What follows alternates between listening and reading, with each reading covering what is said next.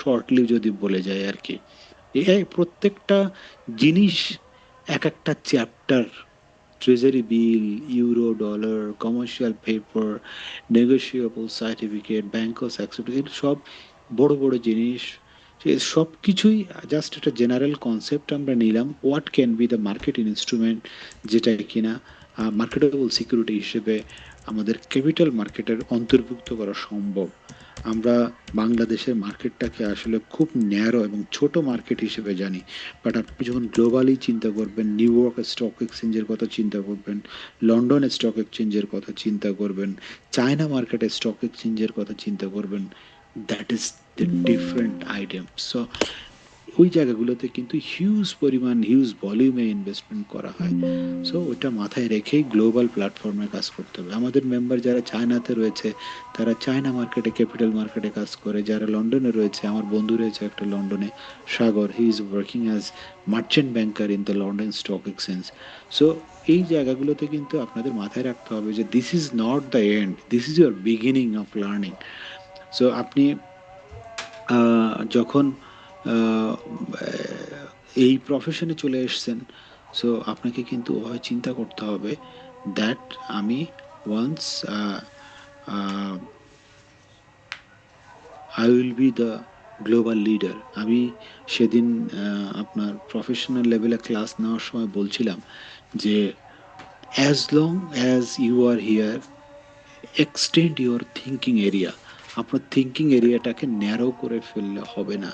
হ্যাঁ, তো আপনার থিঙ্কিং এরিয়াকে, যেমন আপনি যদি, আমরা Beijing stock exchange, Shenzhen stock এক্সচেঞ্জগুলোতে তাকাই, হংকং স্টক এক্সচেঞ্জগুলোতে তাকাই, এগুলো কিন্তু সাংহাই স্টক এক্সচেঞ্জগুলোতে তাকাই, এগুলোতে কিন্তু হিউজ পরিমাণ ভলিউম ট্রানজ্যাকশন হয়, এবং যে সমস্ত কোম্পানি ওখানে অপারেট করে, they are actually the master of dealing. Money make করা হয় কিভাবে, আপনারা অবাক হয়ে যাবেন। বড় বড় শেয়ার মার্কেটগুলোতে আমরা দেখেছি যে একটা সিঙ্গেল ডেতে হিউজ ট্রানজ্যাকশন হয় এবং কোটি কোটি টাকার ব্যবসা করে। অনেক সময় মানে সিঙ্গেল ট্রানজ্যাকশন দিয়ে সারা বছরের ব্যাকআপ প্ল্যান তৈরি করে ফেলে। So it's different place. যারা ক্যাপিটাল মার্কেট এক্সপার্ট রয়েছে, যারা ক্যাপিটাল মার্কেট থেকে টাকা ইনকাম করে, তারা আসলে প্রচুর টাকা ইনকাম করতে পারে। ফরচুনেটলি আর আনফরচুনেটলি আমাদের প্রফেশনের চার্টার্ড অ্যাকাউন্টেন্টরা, প্রচুর মানুষ যারা এই মার্কেটকে ইউটিলাইজ করে প্রচুর পয়সা পাতি মানে আর্ন করতে পারে, because they are actually the financial expert. So এই জায়গাগুলোতে আপনাদের concept and activities is very important for future. Source of equity finance. What is equity finance? We have already discussed about it. It is basically the part of capital, right? তো equity ফাইন্যান্সের মধ্যে left সাইডে দেখেন কি কি থাকতে পারে, যেমন paid up capital, already we have talked about it. Retained earnings, আমরা অলরেডি বলেছি retained earnings is a part of equity capital. Right share, already discussed about it. Fresh new issue বা আইপিও, ইনিশিয়াল পাবলিক অফারিংস।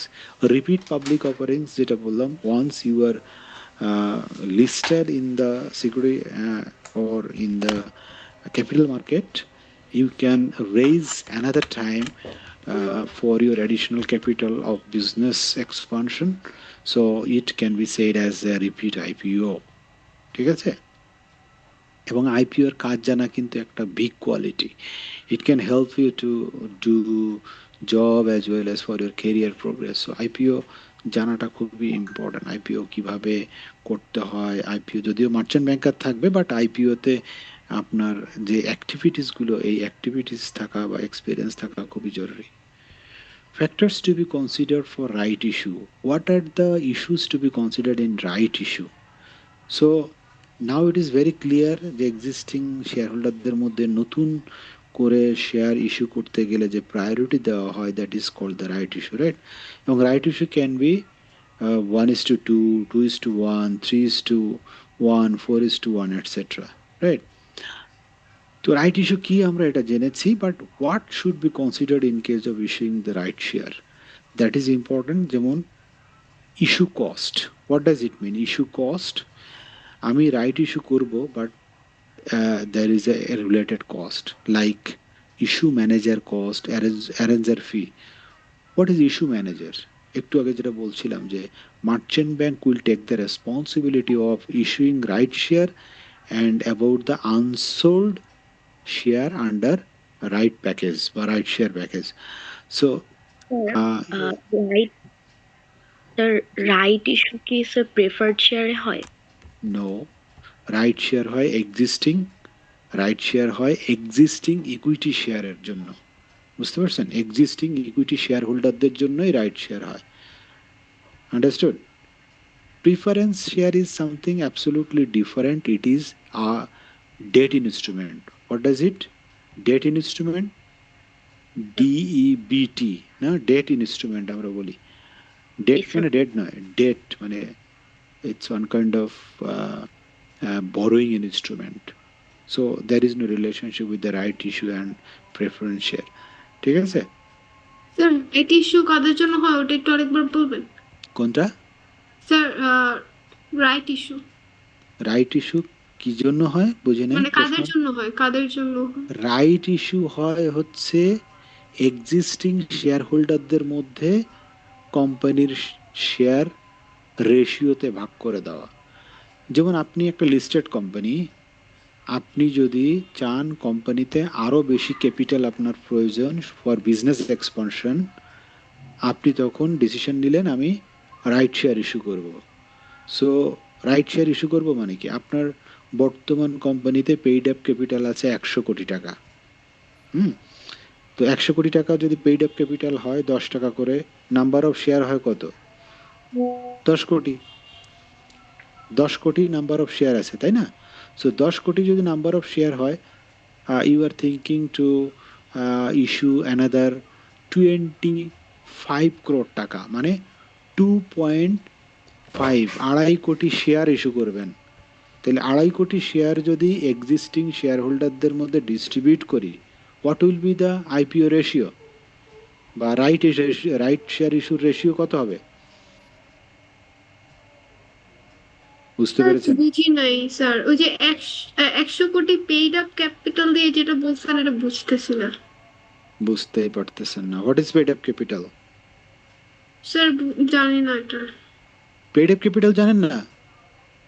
ও মাই god, কথা তো বলতে হবে। Paid up capital কি জিনিস? কে জানে? কে বলতে পারবে? স্যার পেইড আপ ক্যাপিটাল হলো সেই পোর্শনটা যেটা শেয়ার হোল্ডারদের কাছ থেকে কোম্পানি ডিরেক্টলি কালেক্ট করে ফেলছে। Good. What is capital? Madam, what is capital? Sir যে ক্যাশ এসেট ওগুলা। হ্যাঁ,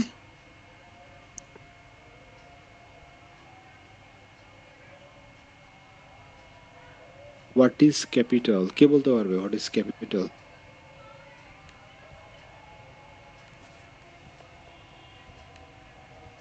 ক্যাপিটাল বেসিক্যালি অ্যাসেট থেকে লায়াবিলিটিস বাদ দেওয়ার পর যে স্যার পোর্শনটা মালিকের দেওয়া টাকা বা সম্পদ যেটাই হোক না কেন সেটাই তো আমরা ক্যাপিটাল হিসেবে জানি। সম্পদ আলাদা জিনিস, ক্যাপিটাল কি জিনিস? স্যার সবাই অনার্স মানে মাস্টার্স মালিক Sir, কি? financial Malik It's one asset, kind of resources and equity a liabilities. company যেগুলো কোম্পানির ইউজ করে বৃহত্তম টু ফান্ড দ্য কোম্পানির অপারেশন মূলধনের ক্ষুদ্র ক্ষুদ্র অংশ। এবং টু জেনারেট প্রফিট। হুম, আমি আমি আমি সবাইকে বলতে বলেছি এই কারণে যারা এই জায়গাতে গ্যাপ আছে, যেন ফ্রেন্ডদের মুখ দিয়ে শুনে সেটাকে শিখতে পারে। আচ্ছা, এটা একটা ব্যালেন্স শিট দেখা যাচ্ছে। ইয়েস স্যার, দেখা যাচ্ছে। এই ব্যালেন্স শিটটা একটু অ্যানালাইসিস করি, আমরা আগের দিন করেছিলাম, আবার একটু অ্যানালাইসিস করি। ব্যালেন্স শিট মানে কি? ব্যালেন্স শিট মানে হচ্ছে, এটা হচ্ছে সে, আপনি যদি চিন্তা করেন এই ব্যালেন্স শিট শুরু হয়েছে কি দিয়ে, খেয়াল করেন, ভালো করে খেয়াল করেন। বেসিক জিনিস থাকতে হবে, বেসিক জিনিস না থাকলে কিন্তু আগানো যাবে না। সো ব্যালেন্স শিটের একদিকে থাকে অ্যাসেট, অন্যদিকে থাকে লায়াবিলিটি অ্যান্ড ইকুইটি।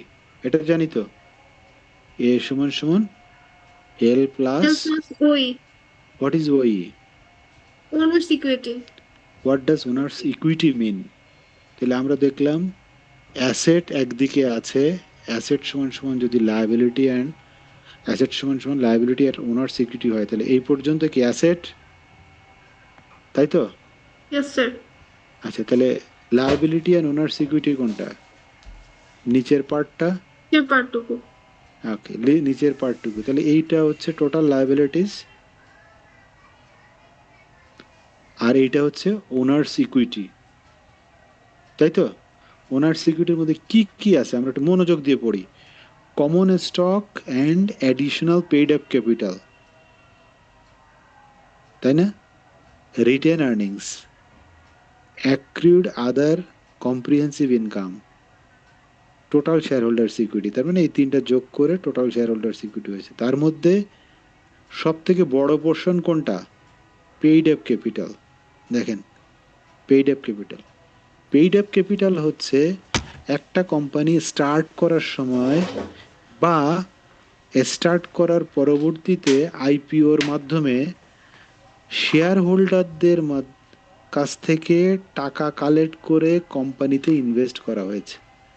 অর্থাৎ যে টাকাটা, এই 577 কোটি টাকা এই কোম্পানি এস্টাবলিশমেন্ট থেকে এখন পর্যন্ত মালিক পক্ষ কোম্পানিকে পে করেছে। ম্যাডাম বুঝতে পেরেছেন আপনি কি জি বললাম? স্যার।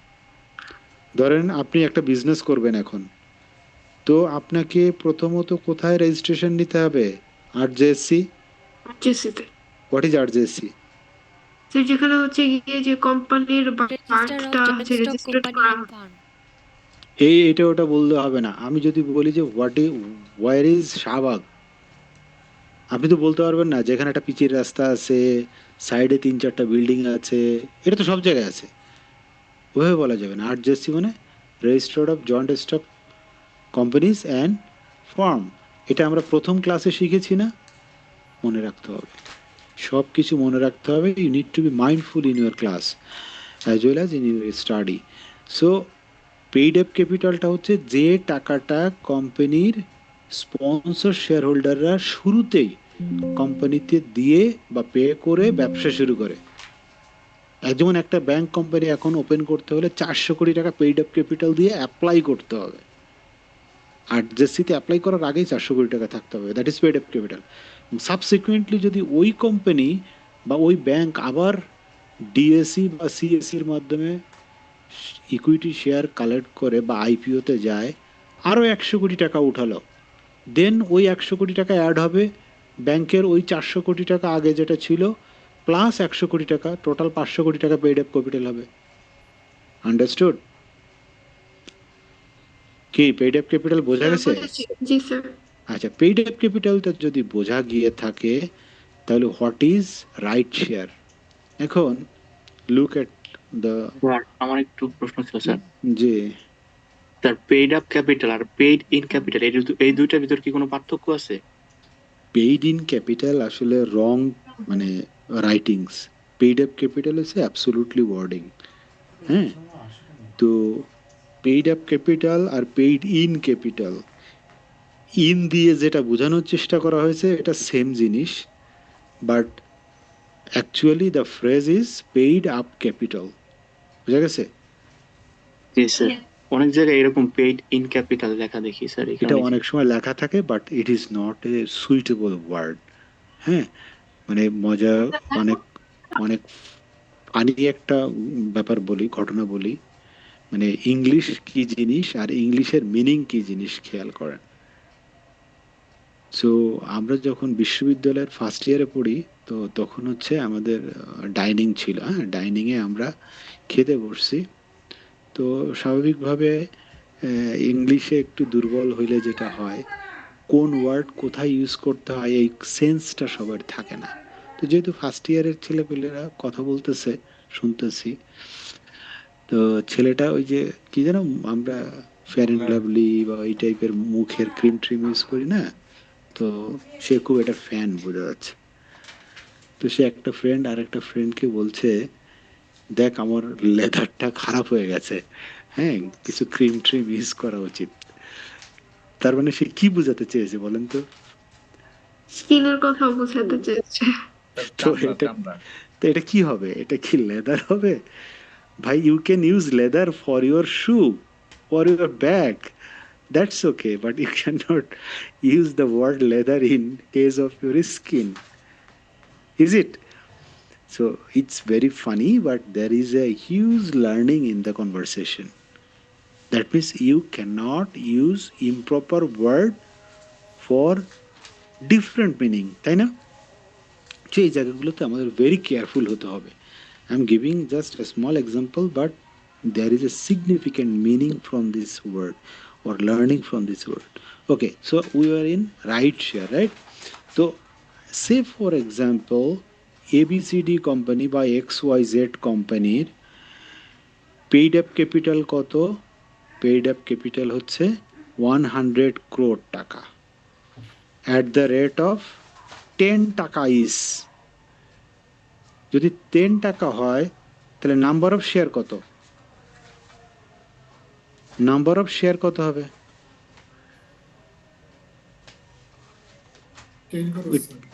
হ্যাঁ বলেন, কথা বলেন, আমি তো আপনাদের কাছ থেকে শুনতে চাচ্ছি।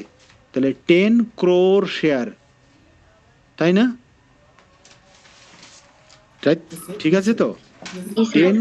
10 crore শেয়ার, এইরকম ছোট ছোট অঙ্ক থাকবে পরীক্ষার হলে ভাই। তাহলে নাম্বার অফ শেয়ার কত? 10 crore। Company decide to issue, নতুন করে সে এক্সিস্টিং নতুন ইস্যু করার চিন্তা করছে রাইট শেয়ার।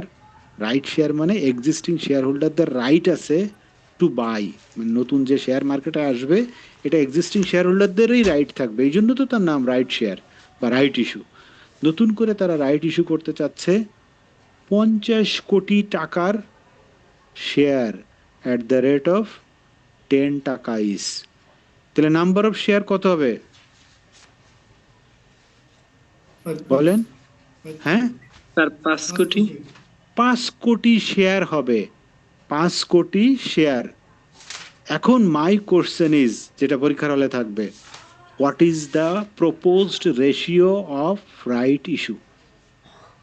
বলেন কি হবে?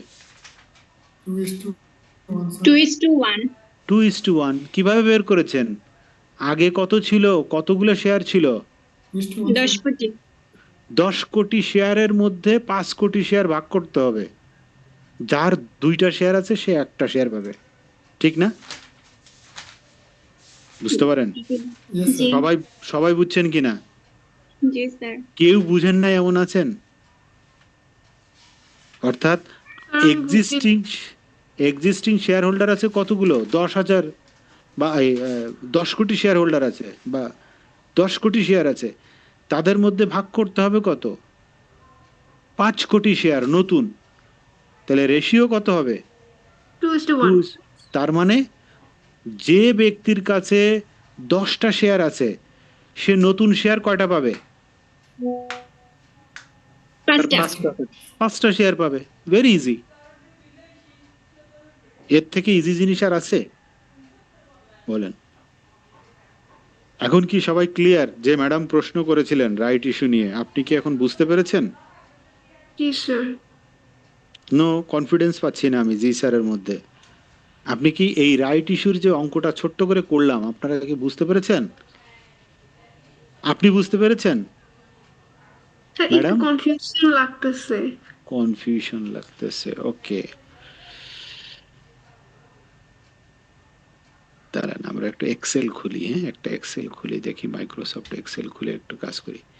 পরীক্ষার হলে এই ধরনের প্রশ্ন আসবে স্যার, এই জি জন্য স্যার এটা ক্লিয়ার করলে ভালো হয় অনেক ক্লিয়ার করলে ভালো হয় না?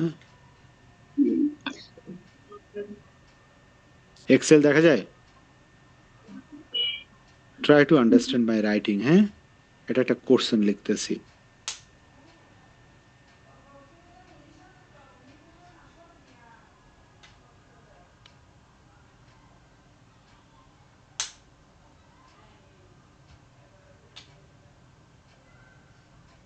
আচ্ছা স্যার পেইড আপ যে শেয়ারটা হ্যাঁ ক্যাপিটাল এরপর রাইট শেয়ারটা এছাড়া আর শেয়ার মানে তারা হচ্ছে ইস্যু করে না কোম্পানিগুলো আসতেছি প্রশ্নের উত্তর পরে দিব, আগে অঙ্কটা সলভ করেন।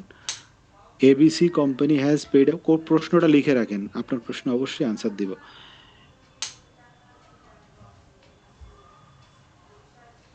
সামন সেট কোন চ্যাপ্টারে? এটা it's chapter 7।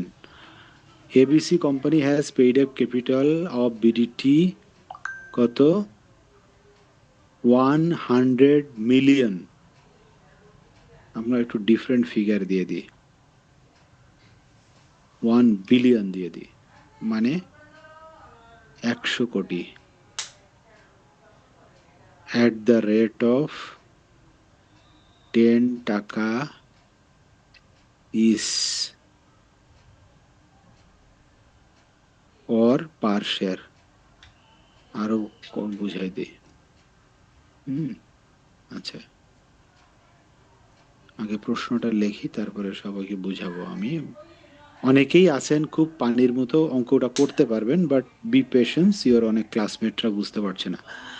Okay, in 2026 the company has decided to issue new share through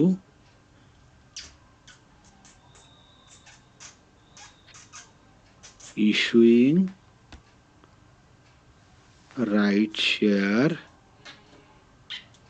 for BDT, say 500 million।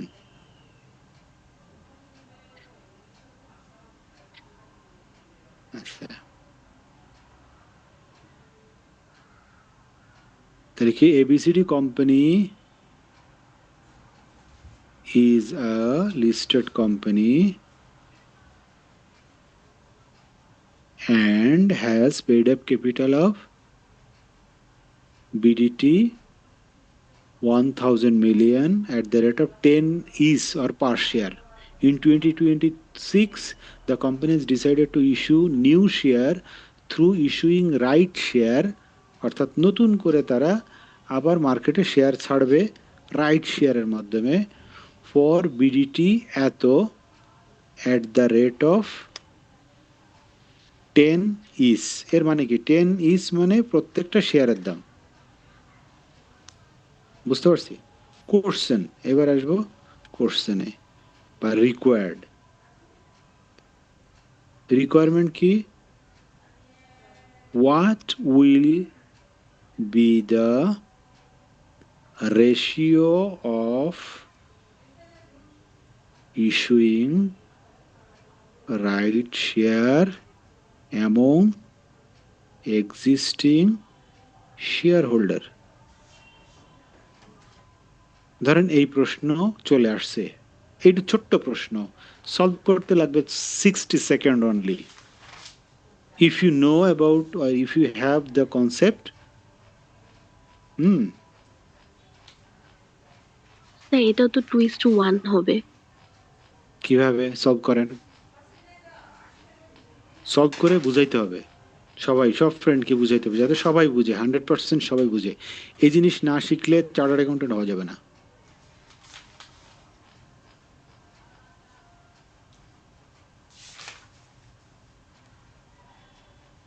Sir hmm sir আমাদের টোটাল প্রথমে হলো আমাদের 100 কোটি টাকা, যেটার প্রতিটা শেয়ার মূল্য হলো 10 টাকা, সেক্ষেত্রে স্যার আমাদের শেয়ার হবে স্যার 10 কোটি। তাহলে আমরা একটা একটা করে লিখি ওনার কথা শুনে। এক্সিস্টিং পেইড আপ ক্যাপিটাল, তাই তো? জি স্যার। পেইড আপ ক্যাপিটাল কত ছিল? 10 1 1 2 3 3 না, এরকম ছিল। আচ্ছা, এক্সেলে কাজ করতেছি, সো এক্সেলে ভুল হওয়ার কোনো সুযোগ নেই, ফর্মুলা যদি ঠিক থাকে। At the rate of how much? Sir 10 টাকা করে স্যার। 10 টাকা করে, গুড। তাহলে অ্যাট দ্য রেট অফ 10 টাকা ইচ। তাহলে প্রত্যেকটা যদি 10 টাকা হয় তাহলে নাম্বার অফ শেয়ার কত হবে? স্যার 10 কোটি। তাহলে আমরা পাবো কি? Number of share. G sir. এটা তো এক্সিস্টিং নাম্বার অফ শেয়ার। হ্যাঁ, existing number of share, existing number of share. দেখেন এক্সেল যারা জানেন জানতে হবে, যারা না আমি বলবো সব স্টুডেন্টদেরকে জানতে হবে। তাহলে নাম্বার অফ শেয়ার কত? 10 কোটি, মানে 100 মিলিয়ন, তাই তো? 10 দিয়ে divide করে দিলে 10 দিয়ে ডিভাইড করলে কি পেলাম? নাম্বার অফ শেয়ার পেলাম না? তাহলে এইটা গেল, এটাকে আমরা ধরে নিই ক্যালকুলেশন এ, হাতে কলমে করে দিচ্ছি, যাতে এর পরেও যদি না বুঝেন তাহলে বুঝ মানে না বোঝার কথা না, হ্যাঁ? এরপরেও বিতে কি? তাহলে ওটা গেল existing paid up capital. New offer, offer মানে কি? স্যার 50 কোটি টাকা ক্যাপিটাল লাগবে, সেক্ষেত্রে 10 টাকা করে স্যার। তাহলে new offer of right share কত টাকা? স্যার, বিডিটি, 5 কোটি। হ্যাঁ আমরা একদম করি বিডিটি, হ্যাঁ বিডিটি, বিডিটি কত? বিডিটি মানে টাকায়, বিডিটি কত? 5 1 2 3 1 2 3 1 2 3, বেশি হয়ে গেল মনে হচ্ছে একটা, না? হ্যাঁ বেশি হয়ে গেছে একটা, 0। ওকে, তাহলে আমরা ইয়া কমাবো, ঠিক আছে? তাহলে এটার প্রাইস কত? স্যার 10 টাকা স্যার। 10 টাকা করে। তাহলে নাম্বার অফ শেয়ার কত হবে? 5 কোটি স্যার। 10 কোটি, না 10 টাকা। তাহলে নাম্বার অফ শেয়ার হবে এটা ডিভাইডেড বাই 10। তাহলে নতুন নাম্বার অফ শেয়ার, এটা হচ্ছে নিউ, এটা তো গেল ওল্ড, না? নাম্বার অফ শেয়ার ওল্ড, আগের বা এক্সিস্টিং। আর এটা কি? উল্টা হয়ে গেল না? এটা হচ্ছে এক্সিস্টিং, এক্সিস্টিং, আর এটা হচ্ছে নিউ, নতুন নাম্বার অফ শেয়ার, এটা হচ্ছে নিউ। তাহলে রেশিও কি হবে? অর্থাৎ 50 মিলিয়ন শেয়ার ছাড়বো বাজারে, ঠিক আছে? 50 মিলিয়ন শেয়ার বাজারে ছাড়বো। কতজন, মানে কতগুলো শেয়ারের মাধ্যমে? এক্সিস্টিং শেয়ার হোল্ডার তো এরা, তাই না? এই 10 কোটি শেয়ার, নাম্বার অফ শেয়ার। 10 কোটি শেয়ারের মধ্যে যদি এক্সিস্টিং 5 কোটি শেয়ার করি, তাহলে কি হবে? স্যার 0.50। তার মানে আমরা যদি বলি এ ইস টু বি, এই যে বোল্ড করে রাখছি যেটা, এ ইস টু বি মানে কি? এ ইস টু বি এর মানে কি? এর মানে ওই যে 100 মিলিয়ন ইস টু 50 মিলিয়ন, তাহলে এ ইস টু বি সমান সমান কি হবে? 2:1, 2:1, হ্যাঁ এটা এভাবে নিবে না, দিতে হবে 2:1, এভাবে আসবে। এটা হচ্ছে আনসার। এই জিনিসটা বুঝছেন সবাই? জি স্যার, স্ক্রিনটা একটু নিচে আসবে স্যার, হুম, স্ক্রিনটা একটু নিচে যাবে। স্ক্রিনটা নিচে আসবে, দেখা যাচ্ছে? দেখা যাচ্ছে? দেখা যাচ্ছে না, আরেকটু নিচে যাবে, আরেকটু নিচে যাবে। আরো নিচে স্যার যাবে? আমরা দেখতে পাচ্ছি স্যার। না, তাহলে আপনার আচ্ছা, আচ্ছা। প্রবলেম ইসের সমস্যা আছে, ওই যে আপনি আচ্ছা, যে আমার জুম ডিভাইস, করা আছে। আচ্ছা, হ্যাঁ যে যে ডিভাইসে দেখছেন। এই আনসারটা কি সবাই আমরা বুঝছি তো এবার? জি স্যার, এবার বুঝেছি। এবার বুঝতে পেরেছি। জি স্যার। তাহলে ব্যাপারটা হচ্ছে কি, যে আপনাকে এই 2:1 মিনিং হচ্ছে উল্টা করে কিন্তু প্রশ্ন দিব, আবার এখন উল্টা করে প্রশ্ন দিব। ধরেন এই 2:1 এর মিনিং কি? 2:1 এর মিনিং হচ্ছে বর্তমান শেয়ার যার কাছে, সে মিস্টার এ হ্যাজ বিডিটি না, has 30,000, Mr. A has 30,000 number of share. প্রশ্ন হবে how much share will he can get through exercising the right offer? এর মানে কি? এটা আরেকটা কোশ্চেন। কি হবে তাহলে? 15,000 15,000 শেয়ার। যদি এটা বলতাম মিস্টার এ হ্যাজ, এটা কি বুঝছেন তো সবাই? 15,000 শেয়ার পাবে। জি স্যার। বুঝতে পারছেন কেন? ওই যে 2:1, তার কাছে 30,000 শেয়ার আছে, তাহলে নতুন রাইট অফার থেকে সে কত পাবে? নতুন রাইট অর্ধেক অফার অর্ধেক। অর্ধেক, মানে 2টা শেয়ারের জন্য সে একটা পাবে, তাহলে অর্ধেক পাবে। এখন যদি কোনো কারণে এই ব্যক্তি ধরেন দেশের বাইরে আছে, কিনতে পারতেছে না শেয়ার, এবং নির্দিষ্ট সময়ের মধ্যে সে রাইট শেয়ার কেনে নাই, তাহলে এই দায়টা কার? এই রাইট শেয়ারটা কিনে নেবে ওই যে মার্চেন্ট ব্যাংকার, যে কিনা ইস্যু ম্যানেজার হিসেবে কাজ করছিল। কারণ ইস্যু ম্যানেজারের একটা রেসপন্সিবিলিটি হচ্ছে guaranteed payment for right issue, অর্থাৎ সে কিনে নিবে, পরবর্তীতে সে এটা বিক্রি করবে। বুঝতে পারছেন?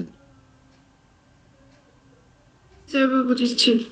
আচ্ছা, স্যার উপরে যে মার্চেন্ট কোয়েশ্চেনটা আছে, মানে থিমটা একটু বোঝানো যাবে?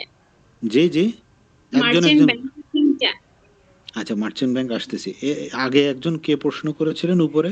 স্যার আমি স্যার ওই যে কোয়েশ্চেনটা যে আছে স্যার, মনে করেন এই কোয়েশ্চেনটা আমাদের আসলো এন্ড আনসারে দুটো অপশন দেওয়া আছে, 2:1 and 1:2।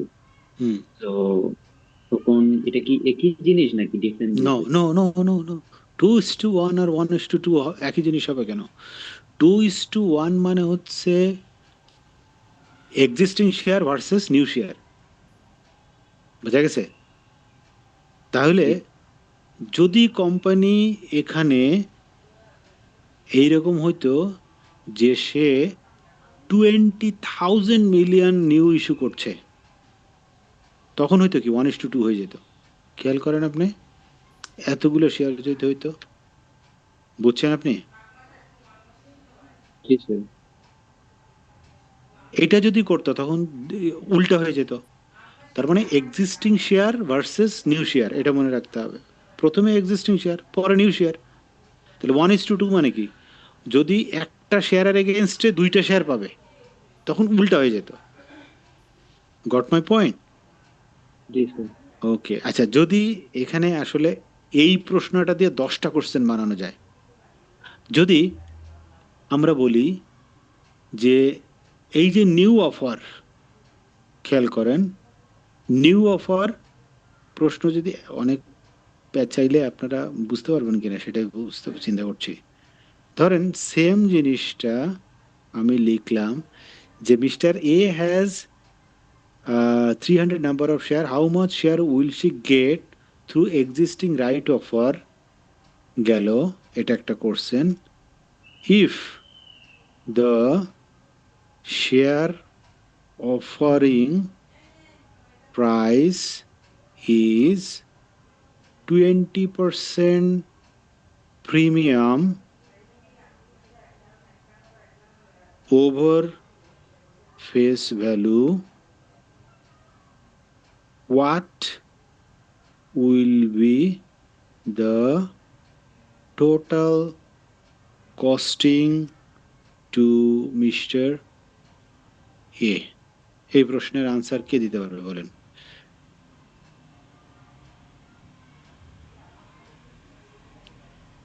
ভেরি ইজি, যদি আপনি বুঝে থাকেন তাহলে ভেরি ইজি।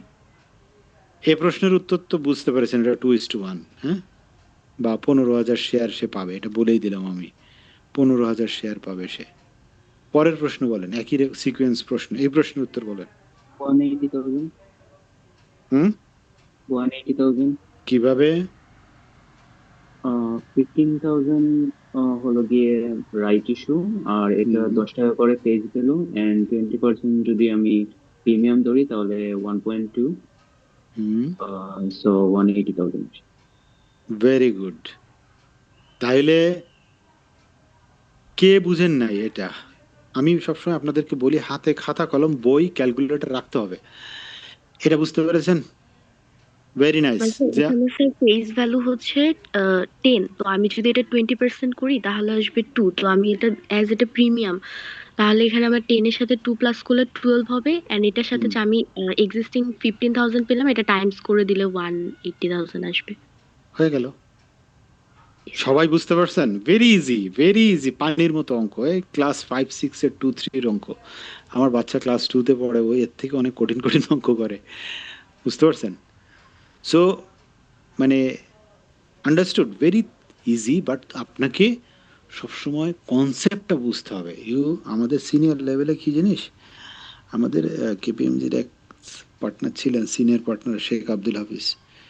সো উনি বলতেন যে মানে nothing is impossible if you have common sense. যদি আপনি আপনার কমন সেন্সটা অ্যাপ্লাই করতে পারেন, তার মানে কি বোঝাতে চাইছে? উনি বোঝাতে চাচ্ছে আপনি যদি কমন সেন্স অ্যাপ্লাই করেন, you can understand anything. So আগে যেটা কঠিন লাগছিল এখন একটা সহজ মনে হচ্ছে না? এটা দিয়ে আরো অনেক প্রশ্ন করা যায় ভাই। এখন প্রশ্ন করলে অনেকগুলো, অন্তত 10টা কোশ্চেন করা যাবে এখানে এই থিমের উপর। হাবিবুর রহমান বলেন। স্যার একটা কোয়েশ্চেন ছিল, অন্যদেরকে ডিস্টারবেন্স করতে চাচ্ছি না, বোনাস শেয়ার নিয়ে আর কি। জি। তো আমি বেসিক্যালি জানি যে বোনাস শেয়ার যখন ইস্যু হয় হুম, তখন এর ফলে ওই শেয়ারের মার্কেট ভ্যালু বাড়ে, হুম। অ্যাডজাস্ট হয়ে যায়। তো রাইট ইস্যুর ফলে কি স্যার শেয়ারের প্রাইস মার্কেট ভ্যালু কি বাড়ে নাকি ওই স্ট্যাটিক অবস্থায় থাকে? রাইট শেয়ার এর মাধ্যমে কোম্পানির শেয়ার রাইটের রেশিওতে ডিভ্যালু হয়। রাইটের রেশিও বুঝেন? না। রাইটের রেশিও মানে হচ্ছে, ধরেন কথার কথা, আপনার এটা অন্যদের কেউ বোঝা উচিত, যাতে মার্কেটে গিয়ে প্র্যাকটিক্যালি এটা কাজ করে। সেটা হচ্ছে, ধরেন আগে আপনার 10 টাকার শেয়ার মার্কেটে সেল হচ্ছিল 100 টাকা। হ্যাঁ, এখন কোম্পানি রাইট ইস্যু করেছে 1:2 এবং ফুল শেয়ার 1:2 না 2:1 করি, তাহলে বুঝতে সুবিধা হবে, যেটা আমরা একটু আগে দেখলাম। 2:1 অর্থাৎ 10 টাকার শেয়ার, আমরা কি বললাম, 10 টাকার শেয়ার মার্কেট প্রাইস হচ্ছে এখন 100 টাকা। 2:1 সে মার্কেটের রাইট শেয়ার ইস্যু করেছে এবং পুরো রাইট শেয়ারই সেল হয়ে গেছে। ঠিক আছে? তার মানে কি, তার এক্সিস্টিং যে পেইড আপ ক্যাপিটাল ছিল, ধরেন 500 কোটি টাকা পেইড আপ ক্যাপিটাল ছিল, তাহলে নতুন ক্যাপিটাল কত হবে? 750 কোটি হবে না? এটা বুঝছেন? Yes, sir. নতুন ক্যাপিটাল কত হবে? 750 কোটি, যদি রাইট ইস্যু হয় 2:1। তো যেহেতু paid up, new total capital. হ্যাঁ, new total capital, new total capital যদি 750 কোটি টাকা হয়ে যায়, ইমিডিয়েটলি পরের দিন যখন মার্কেটে ট্রেড শুরু হবে, তার আগের যে ইকুইটি ছিল, ধরেন আগের ইকুইটি ভ্যালু কত ছিল, যদি মার্কেট ক্যাপিটালাইজেশন বলি, যে 500 কোটি পেইড আপ ক্যাপিটাল, তার মানে 50 কোটি শেয়ার 100 টাকায় বিক্রি হচ্ছিল। সো সেটার ডিনোমিনেটর বেড়ে গেল কত? 500 জায়গায় 750। বুঝতে পারছেন? অর্থাৎ তার টোটাল যে শেয়ারের ভ্যালু, এটা ডাউন সাইজ হবে by new denominator. New denominator কোনটা? 750 কোটি। কি ক্লিয়ার তো? তাহলে Yes, sir. আলটিমেটলি তার মার্কেট প্রাইস ডিভ্যালু হবে পরের দিন ট্রেডের শুরুতে। পরের দিন ট্রেডের শুরুতে কিভাবে ডিভ্যালু হবে? অলমোস্ট, যেহেতু 500 ইকুইটি হয়ে গেছে 750, মানে 1.5 গুণ বেড়েছে, আপনার এটা আলটিমেটলি ডিভ্যালু হবে হচ্ছে 1.5 গুণ, মানে কি 2/3-তে। বুঝেন? জি স্যার। কিছু বুঝছেন? জি স্যার, বাট এখানে তো মার্কেটের ভ্যালুটা ইনক্রিজ হচ্ছে না, অর্থাৎ শুধু 67 টাকা, 67 টাকা হচ্ছে তার এক্সপেক্টেড ভ্যালু পরের দিন সকালবেলায় স্টার্টিং এ। বাট মার্কেটের ডিমান্ড অনুযায়ী ডিফারেন্ট হতে পারে। ধরেন এটা স্কোয়ারের কোম্পানি, স্কোয়ারের কোম্পানি, এটার ডিসকাউন্টেড ভ্যালু 67 টাকা, কিন্তু স্কোয়ার শেয়ার শুরু হইলো 80 টাকা দিয়ে, ডে এন্ডে হয়তো আবার শেষ হয়ে গিয়ে ওটা 110 টাকায় মার্কেট শেয়ার। এটা মার্কেটের উপর ডিপেন্ড করে। কিন্তু ওই যে বললেন যে ডিভ্যালু হবে কিনা, ক্যালকুলেশন অনুযায়ী এটা ডিভ্যালু হয়ে যায়। ডিভ্যালু হয়ে যায় because of changes in denominator. ইকুইটিতে আগের ইকুইটির ক্লেম ছিল হচ্ছে 500 কোটি টাকার পেইড আপ ক্যাপিটাল, কিন্তু এখন ইকুইটির ক্যাপিটাল মানে ক্লেইমার হচ্ছে 750 কোটি টাকার ক্যাপিটাল। আন্ডারস্টুড? সো জি, স্যার। কোম্পানির উপর এখন 750 কোটি টাকার ক্লেম। সো আলটিমেটলি টোটাল 100 টাকার শেয়ার পরের দিন স্টার্টিংয়ে 67 টাকা হয়ে যাবে, মানে 6.66 something. But depending on the market value এটা বাড়তেও পারে, কমতেও পারে। আবার এমনও হইতে পারে রাইট ইস্যুতে পরের দিন সকালবেলায় প্রথম 50 টাকা দিয়ে মার্কেট শুরু হয়েছে, হইতেই পারে। এটা ডিপেন্ডিং অন দ্য মার্কেট, এখনকার যে মার্কেট সিচুয়েশন সেটা হইতে পারে। আর কোনো কোশ্চেন? স্যার ইকুইটি ভ্যালু বাড়লে ডি ভ্যালু হবে? ইকুইটি ভ্যালু বাড়ে নাই তো ভাইয়া, আপনার পেইড আপ ক্যাপিটাল বাড়ছে, বাড়ছে না? জি স্যার। পেইড আপ ক্যাপিটাল মানে কি, আগে যদি একটা কোম্পানির যে ইকুইটি ছিল, ইকুইটি মানে কি total asset minus total liabilities, তাই তো? জি স্যার। তো আগের কোম্পানির ইকুইটি ভ্যালুর ক্লেইমার ছিল 500 কোটি টাকার ক্যাপিটাল, ধরে নেন 500 মানুষ। এখন নতুন পেইড আপ ক্যাপিটাল কত? 750 কোটি টাকার পেইড আপ ক্যাপিটাল, ধরে নেন 750 মানুষ। তাহলে কি ইকুইটির ডিভ্যালু হয়ে যাবে না? জি স্যার। সেটাই দেখাই দিলাম। তো ডিভ্যালু হলে মার্কেটে ট্রেড কিন্তু ডিফারেন্ট জিনিস, ওটা র্যান্ডম ভ্যালুর উপর ডিপেন্ড করে, মার্কেটের ডিমান্ডের উপর ডিপেন্ড করে, রাইট? আন্ডারস্টুড? জি স্যার। ওকে, তাহলে আমরা দেখি এখন রাইট ইস্যুতে কি কি বিষয় কনসিডার করতে হয়। যেমন ইস্যু কস্ট, সেই ইস্যু ম্যানেজারের কথা বলছিলাম, যে ইস্যু ম্যানেজারের ভূমিকা কি। ওই যে বললাম যে কোনো শেয়ার যদি বাই বা সেলে যদি আটকে যায়, issue manager is suppose to buy it back. এবং সে কিন্তু এই যে ইস্যু ম্যানেজাররা অনেকে আছে, তারা মার্কেট থেকে এভাবে রাইট ইস্যু শেয়ার কিনতে চায়। অ্যারেঞ্জার ফি, যে ইস্যু ম্যানেজার তাকে একটা ফি দিতে হয়। এক্সিস্টিং শেয়ার হোল্ডারদের রিয়াকশন কি হবে? লিস্টেড কোম্পানি হলে যারা বোর্ড চালায় তাদের রিয়াকশন নেগেটিভ হবে, যে না আমরা যাইতে চাই না, আমরা মানে নতুন শেয়ার ইস্যুতে যাইতে চাই না। বুঝতে পারছেন? অনেক কন্ট্রোল হারাতে চায় না। ধরেন চেয়ারম্যান সাহেব বললো যে আমি কন্ট্রোল হারাইতে চাই না, সে অ্যাপ্রুভালই দিবে না রাইট ইস্যুতে। সো অনেকগুলোর ব্যাপার থাকে। তো সিওপোকে যখন বলা হয় যে তুমি plan for new injection of capital, মানে নতুন ক্যাপিটাল ইনজেক্ট করার চিন্তা করো, তখন যদি রাইট অফার করেন 10 বার চিন্তা করতে হয় যে আমি আদৌ রাইট অফার করব কি করব না। কারণ আমার শেয়ার হোল্ডাররা যদি রিয়্যাক্ট করে সিএফওকে খেয়ে ফেলবে। কত বড় সাহস, তুমি আমার কোম্পানির মানে রাইট শেয়ার দিয়ে তুমি কন্ট্রোলিং কমে ফেলতে চাও। সবার ক্ষেত্রে এটা ঠিক না, অনেক ডিরেক্টর আছে যারা রিয়েলিটিটা বুঝে, তারা তো ডিফারেন্ট। আনলিস্টেড কোম্পানির ক্ষেত্রে, আনলিস্টেড কোম্পানি মানে কি শেয়ার মার্কেটে নাই, 10 জন বা 15 জন ফ্রেন্ড মিলে একটা কোম্পানি তৈরি করেছিল, ওই সমস্ত ক্ষেত্রে আনলিস্টেড কোম্পানি শেয়ার হোল্ডাররা normally not willing to subscribe the right issue, কারণ তাদের নন লিস্টেড কোম্পানিতে একটা কন্ট্রোলিং সবসময় তারা রাখতে চায়। আন্ডারস্টুড? এই জায়গাগুলোতে রাইট শেয়ারটা ইস্যু। ইস্যু ম্যানেজারের টাস্ক কি, মানে সে কি গ্যারান্টি হিসেবে এরকম কিছু? ইস্যু ম্যানেজারের কাজ অনেক। ইস্যু ম্যানেজারের কাজ হচ্ছে, আমরা পরের স্লাইডটাতে যাই তারপরে বুঝতে পারতেছি।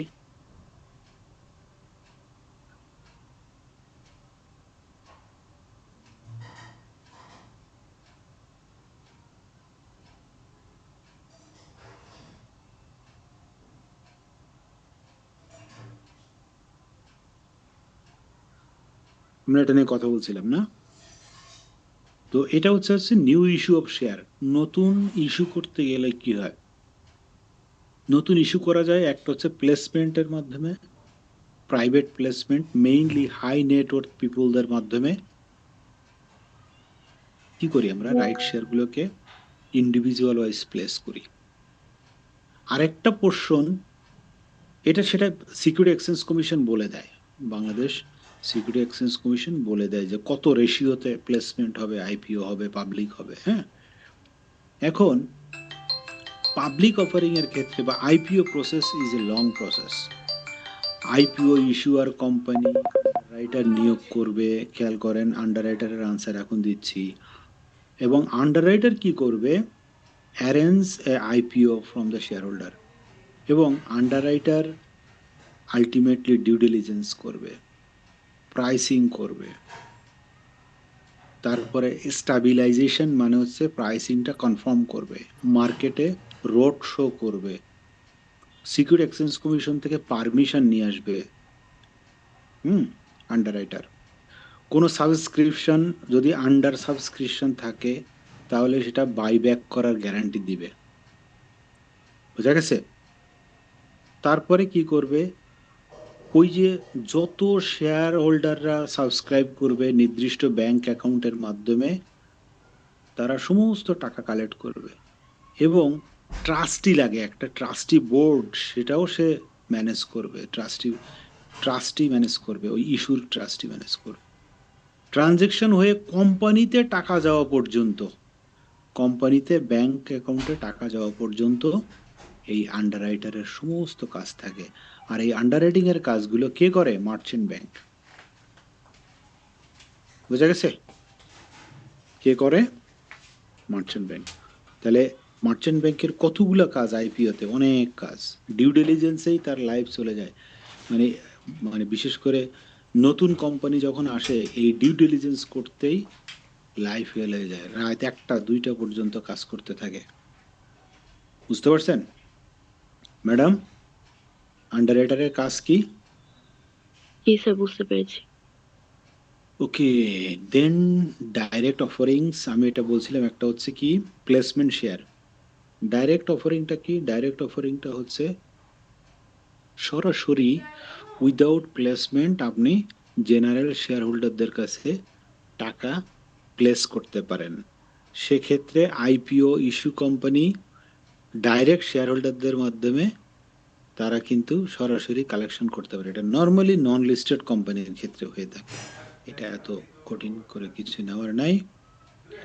আইপিওর প্রাইসিং, এই যে আইপিওতে আমরা যাচ্ছি, হোয়াট উইল বি দ্য, আচ্ছা একজন হঠাৎ করে প্রশ্ন করছে যে ম্যানেজমেন্টে, ফাইন্যান্সিয়াল ম্যানেজমেন্টে ম্যাথ বেশি থাকে নাকি থিওরি বেশি থাকে? তো সেটা ডিসকাশন করলে হয়, কারণ মেসেজ পড়ার মতো তো সময় নাই আমাদের, আছে? আমরা তো ক্লাসের মাঝখানে, মেসেজ দিবেন না প্লিজ। হ্যাঁ, মেসেজ না দিয়ে কথা বলবেন, কথা বললে আপনারও সাহস বাড়বে, কনফিডেন্স বাড়বে, কমিউনিকেশন বাড়বে, you will try to understand, হোক ভুল হোক সমস্যা নেই, ভুল প্রশ্ন করলে সমস্যা নেই। আচ্ছা, pricing of the new issue. Pricing of the new issue মানে যে এই যে আইপিওতে যাচ্ছি আমরা, এই আইপিও গুলোর প্রাইসিং কেমনে হবে? এটা কি ফেস ভ্যালুতে ফিক্স থাকবে, যেটা আমরা একটু আগে একটা অঙ্ক করলাম, ফেস ভ্যালুতে ফিক্স থাকবে, নাকি এটা বুক বিল্ডিং মেথডে হবে? ভেরি ইম্পর্টেন্ট, বুক বিল্ডিং মেথড নিয়ে আগে কোশ্চেন এসেছে। অর্থাৎ আপনি যখন সিকিউরিটি এক্সচেঞ্জ কমিশনের মাধ্যমে আইপিওতে যাওয়ার চিন্তা করবেন, তখন আপনাকে মাথায় রাখতে হবে pricing is a big issue. তো pricing is a big issue কেন? এই প্রাইসিং এর উপর ডিপেন্ড করে যে আইপিও আদৌ চলবে কি চলবে না, মানে কোম্পানির প্রিমিয়াম হবে না উইদাউট প্রিমিয়াম হবে। শেয়ার প্রিমিয়াম পেলে কোম্পানির জন্য লাভ না লস? কে বলতে পারবে? কোম্পানির জন্য লাভ হবে না লস হবে শেয়ার প্রিমিয়ামে বিক্রি করতে পারলে? লাভ। লাভ। লাভ হবে। কারণ ওই টাকাটা কোম্পানিতে ইউটিলাইজ করতে পারবে। এটা কি মালিক পক্ষ প্রিমিয়ামের টাকা নিয়ে যেতে পারে না পারে না? শেয়ার প্রিমিয়ামের টাকাটা কখনোই নিয়ে যেতে পারে না, এটা কোম্পানিরই শেয়ার সেল করে কোম্পানিতেই থেকে যায়, তাই না? সো এই জন্য অল্টারনেটিভ হচ্ছে, যে কোম্পানি দেখে তার বুকটা উইক, তারা চিন্তা করে, অর্থাৎ এনএভি, এনএভি মানে কি? নেট, যার নেট অ্যাসেট ভ্যালু দেখে যে 10 টাকারও কম, সে চিন্তা করে আমি 10 টাকায় শেয়ার বিক্রি করতে পারলেই বাঁচি, মানে ফেস ভ্যালুতে চিন্তা করে। কিন্তু যে কোম্পানি দেখে আমার এনএবি 30 টাকা, সে কি 10 টাকায় শেয়ার বিক্রি করতে চাইবে না চাইবে না? ফেস ভ্যালুতে বিক্রি করতে চাইবে? চাইবে না, চাইবে না। তখন সে চিন্তা করবে আমি কিভাবে প্রিমিয়ামে শেয়ার ছাড়তে চাই পারি। তাহলে শেয়ার প্রিমিয়ামে ছাড়তে হলে তাকে অবশ্যই বুক বিল্ডিং মেথডে আইপিও করতে হবে। তো হোয়াট ইজ বুক বিডিং এর মাধ্যমে হয় না? বুক বিডিং এর মাধ্যমে হয়, কিন্তু সেই বিডিংটা ডিফারেন্ট স্টাইলে হয়। এটা অন্য অন্য ট্রেডিং এ যেমন বিডিং হয় ওপেন বিডিং, এটা ওপেন বিডিং হয় না। এটা রোড শো থেকে শুরু করে ইনস্টিটিউশনাল শেয়ার হোল্ডারদের বিডিং দিয়ে তারপরে প্রাইস সেট করা হয়। সেই প্রাইস সেট করে ইনস্টিটিউশনাল শেয়ার হোল্ডারদের কাছ থেকে সাবস্ক্রিপশন নেওয়া হয়। বাকিটা জেনারেল শেয়ার হোল্ডারদের মাধ্যমে বুক বিল্ডিংয়ে যে প্রাইস সেট হয় তার থেকে 10% লোয়ারে জেনারেল পাবলিকদেরকে শেয়ার দেওয়া হয়। বাংলাদেশের কথা বলছি, এটা বিশ্বের অন্যান্য কান্ট্রিতে ডিফার করতে পারে। বুঝতে পারছেন?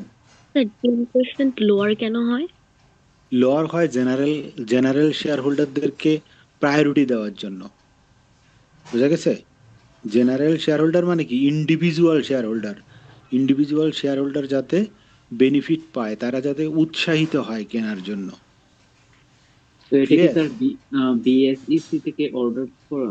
হ্যাঁ, সিকিউরিটি এক্সচেঞ্জ কমিশন থেকে ক্লিয়ারলি বলে দেয় যে তোমার বুক বিল্ডিং এর প্রসেসটা কি হবে, কত পার্সেন্ট শেয়ার তুমি প্রাইভেট প্লেসমেন্টে ছাড়তে পারবা, কত পার্সেন্ট শেয়ার মানে টোটাল যে শেয়ারগুলো নেওয়া হচ্ছে তার কত পার্সেন্ট প্রাইভেট প্লেসমেন্ট, কত পার্সেন্ট ইনস্টিটিউশনাল, কত পার্সেন্ট ইন্ডিভিজুয়াল, এটা পুরোটাই বলে দেয় সিকিউরিটি এক্সচেঞ্জ কমিশন অ্যাপ্রুভালের সময়।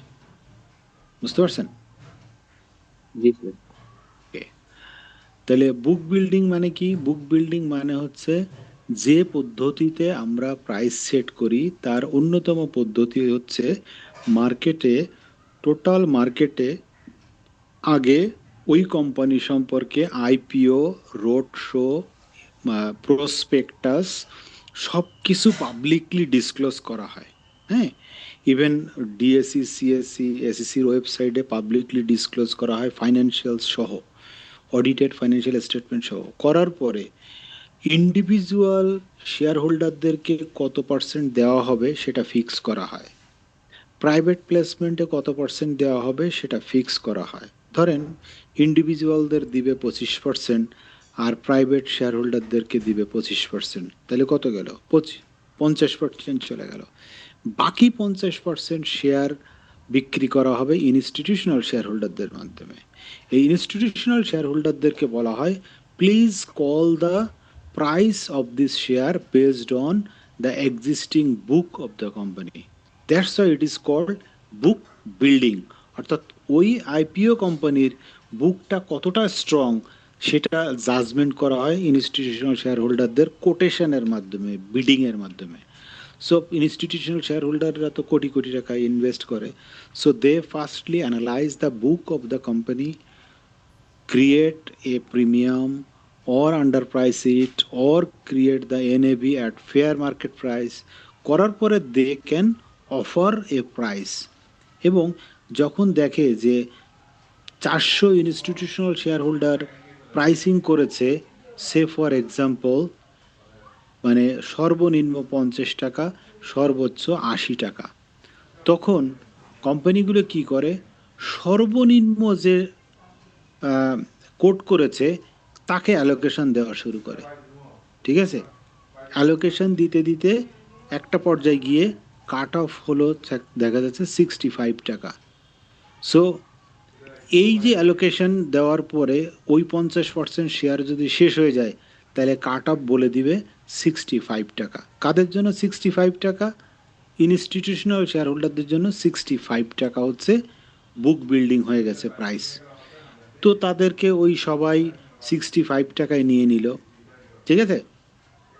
আর বাকি যে ইন্ডিভিজুয়াল শেয়ার হোল্ডারদের 25%, তাহলে প্রথমত প্রাইভেট প্লেসমেন্টও হয়ে গেল, 2 নম্বর হচ্ছে ইনস্টিটিউশনাল শেয়ার হোল্ডার হয়ে গেল, তার মানে টোটাল 75% শেয়ার বিক্রি হয়ে গেল, বাকি 25% শেয়ার বিক্রি হবে ওই 65%-এর নিচে 10% ডিসকাউন্ট দিয়ে দিবে। ধরেন 6 টাকা 50 পয়সা ডিসকাউন্ট করলে কত হয়, 59 টাকা 50 পয়সায়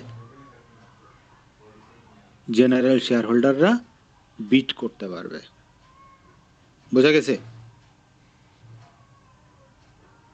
জি স্যার। তাহলে বুক বিল্ডিং মেথডটা কিভাবে হয় জেনারেলি জেনে রাখলেন। যাদের আইপিও অ্যাকাউন্ট আছে, মানে বিও অ্যাকাউন্ট আছে, আইপিও করেছেন, তারা অলরেডি বুঝতে পেরেছেন আমি কি বলতে চেয়েছি বা কিভাবে জিনিসগুলো হয়। প্রিফারেন্স শেয়ার, এটা নিয়ে অনেক কথা হয়েছে। স্যার আরেকটু কোয়েশ্চেন ছিল স্যার, যে জি। ওখানে যে দুটো টাইপস ছিল প্রাইসিং এর, বুক বিল্ডিং আর সেকেন্ডটা ছিল ফিক্সড প্রাইসিং। তো ফিক্সড প্রাইসিং এর ক্ষেত্রে ফেস ভ্যালুতে দিয়ে দেয়। তো ফর এক্সাম্পল কোম্পানি এখন হচ্ছে ফেস ভ্যালু যদি 10 টাকা থাকে, আর যদি কোম্পানির ভ্যালু যদি পার শেয়ারে 30 টাকা থাকে, তখন যদি সে ফেস ভ্যালুতে দিয়ে দেয় তখন তো লস হবে। কোম্পানির জন্য লস, ব্যাড ডিসিশন মেকিং, সিএফওরা ইনএফিশিয়েন্ট, চেয়ারম্যান বুঝে না কিছু, এরকম একটা কোম্পানি। বুঝতে পারছেন? জি স্যার। বিগ লস, কোম্পানির জন্য বিগ লস। স্যার ইনস্টিটিউশনাল যে বিডিংটা হয় এটা কি ডিএসসি বা সিএসসি অনলাইন পোর্টাল থ্রু হয় নাকি আলাদাভাবে ইন পারসন? অনলাইন পোর্টালে, অনলাইন পোর্টালে। আচ্ছা, এখন আসি preference share. Preference share already অনেক কথাই বলেছি। Preference share is one kind of debt instrument, এটাও শিখেছি। এখন প্রিফারেন্স শেয়ারের মধ্যে একটা জিনিস রয়েছে, that is called participating preference share. What does it mean? তো যারা অলরেডি শেয়ার ওনার। বলেন, what is participating institutional shareholder? Participating institutional participating preference shareholder, আমরা জানি preference share holder get certain percentage of dividend, তাই না? মানে ইন্টারেস্টের মতোই। সো এই জন্য এটাকে ডেট ইনস্ট্রুমেন্ট বলা হয়। Participating preference share gives share holder the right to receive fixed dividend, অর্থাৎ এটার মতোই। বাট ইন অ্যাডিশন তারা কি পায়? Profit if the company meet certain level. ধরেন প্রিফারেন্স শেয়ার হোল্ডারদের ইস্যুতে বলা হলো প্রিফারেন্স শেয়ার হোল্ডারের যে কোম্পানি যদি 40%-এর উপরে ডিভিডেন্ড ইস্যু করে, তাহলে 40% ডিভিডেন্ড দেওয়ার পরে যে টাকা থাকবে সেখান থেকে প্রিফারেন্স শেয়ার হোল্ডাররা আরও 5% ডিভিডেন্ড পাবে। এরকম যদি কন্ডিশনাল থাকে তাহলে এটাকে বলা হয় পার্টিসিপেটিং প্রিফারেন্স শেয়ার। তার মানে ইন্টারেস্টের সাথে সাথে তারা কোম্পানির প্রফিটে পার্টিসিপেট করে। বুঝতে পারছেন? এটাকে বলে পার্টিসিপেটরি বা participating preference share. Preference share হোল্ডাররা হচ্ছে কমন শেয়ার হোল্ডারদের থেকে কিছু প্রেফারেন্স পায়, যেমন হচ্ছে ওরা পেমেন্টটা আগে পায় বা এরকম কিছু, যে বাট ওরা হচ্ছে ফিক্সড অ্যামাউন্ট পায়। ফিক্সড অ্যামাউন্ট পায়, এটা সত্যি। এই জন্যই ওদের তো তাদের ভোটিং রাইট থাকে না কোনো। Right right. সো এই জন্যই তো আপনার ওটাকে বলছে প্রিফারেন্স শেয়ার হোল্ডার আর কি। হ্যাঁ, ঠিক আছে। স্যার প্রেফারেন্স শেয়ারে যে ডিভিডেন্ডটা দেয়া হয় সেখানে তো কোম্পানি ট্যাক্স সেভিং করতে পারে না, তাই না? প্রিফারেন্স শেয়ারে প্রেফারেন্স শেয়ারে যে ডিভিডেন্ডটা দেয়া হয় সেটাতে কি কোম্পানি ট্যাক্স সেভিং করতে পারে? Tax saving? Yes sir. Preference শেয়ারের যে ট্যাক্স সেভিং বলে কিছু নাই। প্রিফারেন্স শেয়ারের যে ইন্টারেস্টটা দেওয়া হয় কোম্পানির পক্ষ থেকে, it is cold tax deductible expenditure. তার মানে it is one kind of interest. অর্থাৎ আমি যদি জেনারেল বিজনেসের ইন্টারেস্ট যেমন করতে পারতাম, জেনারেল ফাইন্যান্সিয়াল এক্সপেন্সটা যদি আমি কোম্পানির প্রফিট থেকে ডিডাক্ট করতে পারি ফর ট্যাক্সেবল ইনকাম ক্যালকুলেশন, তেমনি প্রিফারেন্স শেয়ারের ইন্টারেস্টটাকেও আমি ডিডাক্টেবল এক্সপেন্স হিসেবে নিতে পারবো। বুঝতে তাহলে পারছেন? সেটা নেট ইনকাম ক্যালকুলেশনের আগে এটা ইনক্লুড করা যাবে।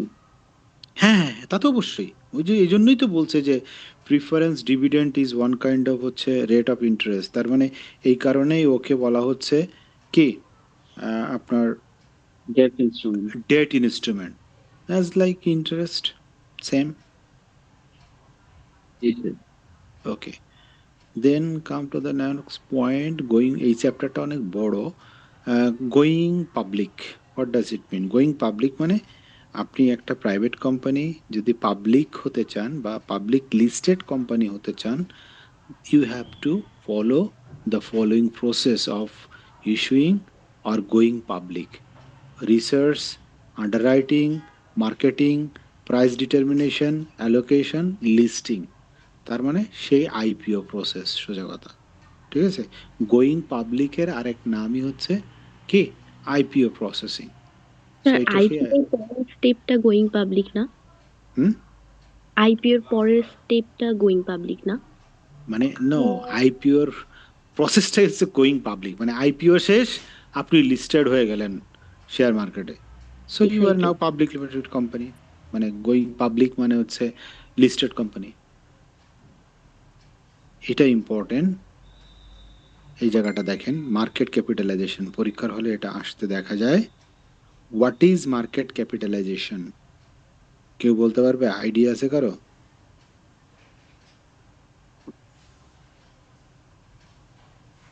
মার্কেট ক্যাপিটালাইজেশন, যেমন আমি যদি বলি a company paid up capital is BDT 200 crore at the rate of 10 each.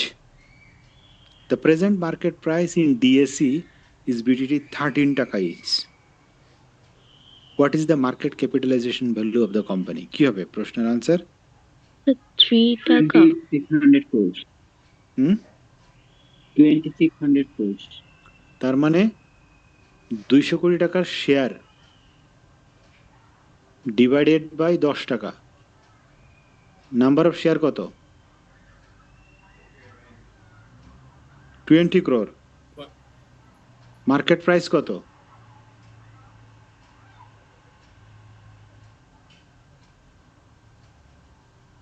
$260 কোটি টাকা। মার্কেট প্রাইস বুঝতে পারছেন?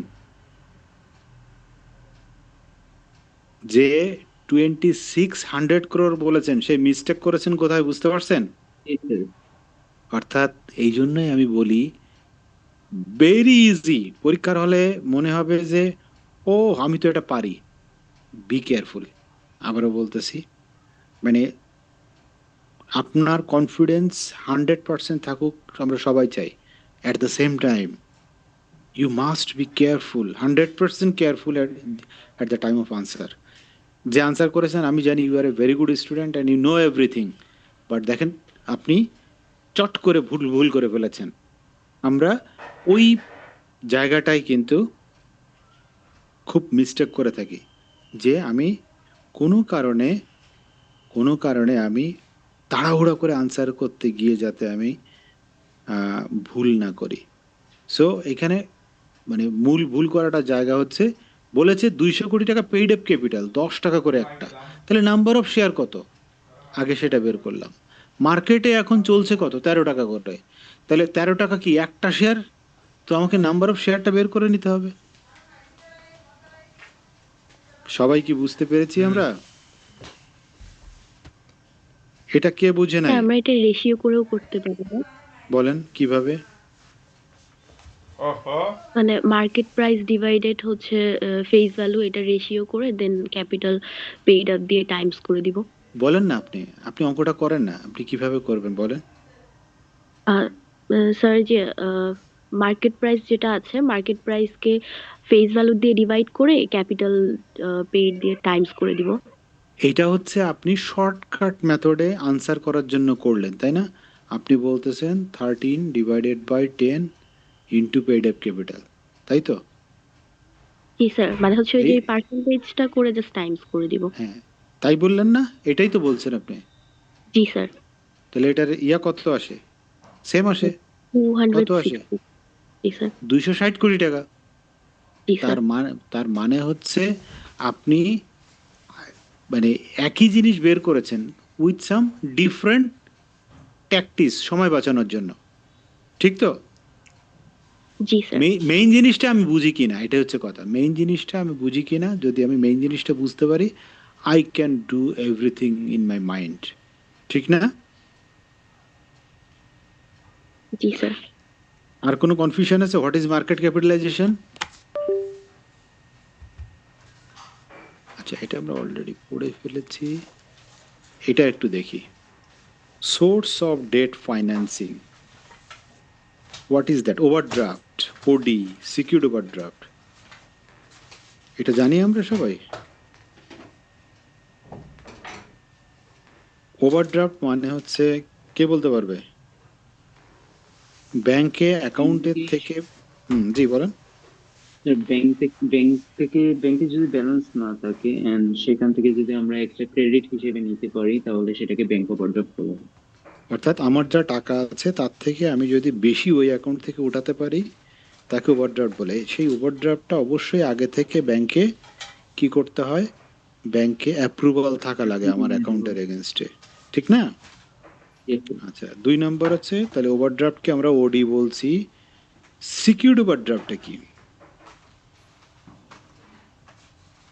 যে ওভারড্রাফটের এগেইনস্টে আমি কোনো একটা কিছু মর্গেজ হিসেবে রেখেছি ব্যাংকের কাছে। সেটা হতে পারে মর্টগেজ, সেটা হতে পারে অন্য কোনো এফডিআর।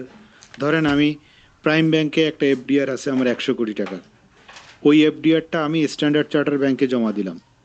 স্ট্যান্ডার্ড ব্যাংকে জমা দিয়ে বললাম যে তুমি এই 100 কোটি টাকার এফডিআরটা লিয়েন রাখো, আমাকে একটা 50 কোটি টাকার ওভারড্রাফট অ্যারেঞ্জ করে দাও।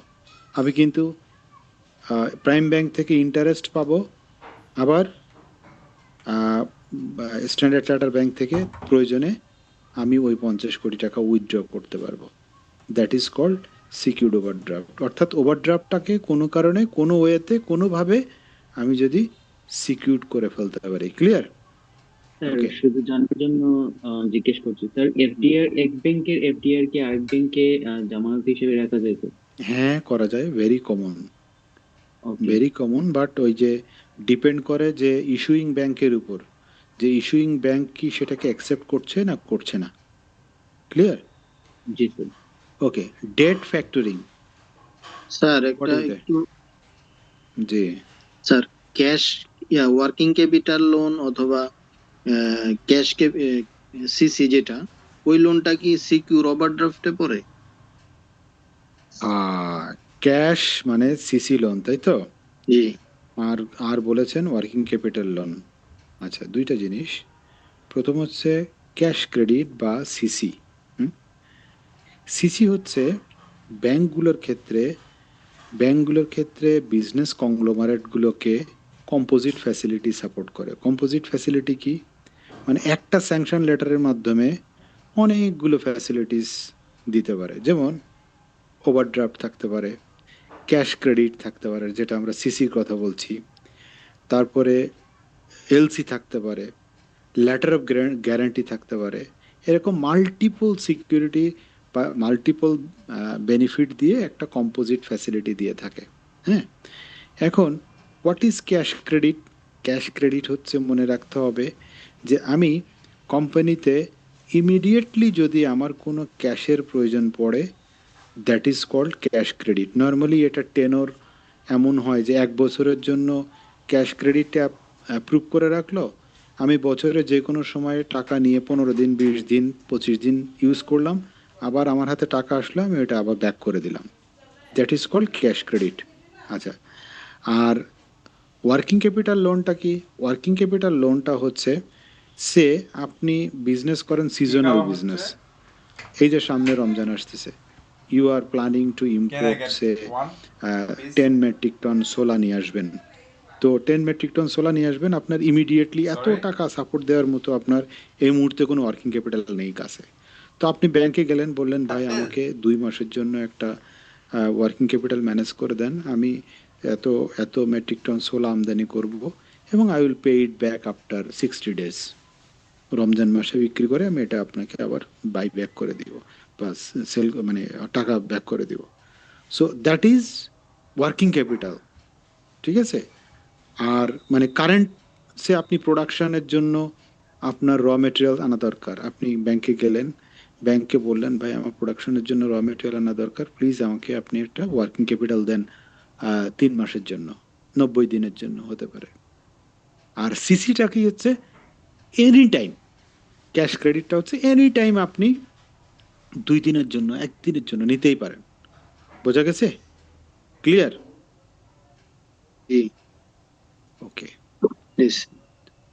ডেট ফ্যাক্টরিংটা হচ্ছে আমার কোনো বিল যদি কোম্পানির কাছে আমি ফ্যাক্টরিং করে লো প্রাইসে রিফাইন্যান্স করি, অর্থাৎ 100 টাকার বিল জমা দিয়ে ব্যাংকের কাছ থেকে 90 টাকা নিলাম loan with condition of certain payment of interest, that is called debt factory. Term loan আমরা স্পেসিফিক্যালি 1 বছর 2 বছর 5 বছর 10 বছরের জন্য হতে পারে।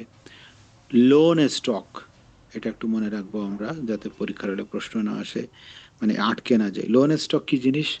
বন্ড এবং ডিবেঞ্চারকে লোন স্টক বলা হচ্ছে। What does it mean loan stock?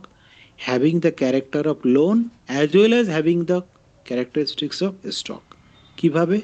এগুলো নর্মালি লং টার্ম বন্ড হয়, 10 বছর 15 বছর 20 বছরের বন্ড বা লোনের ক্ষেত্রে। তো বন্ড আসলে কি certain percentage of interest pay করতে হয়, কিন্তু এটা লঙ্গার টার্ম বলে, বা ডিবেঞ্চারও তাই ইন্টারেস্ট পে করতে হয়, কিন্তু এগুলো লঙ্গার টার্ম হওয়ার কারণে এটা ইকুইটির মতো সাপোর্ট দেয় কোম্পানিতে।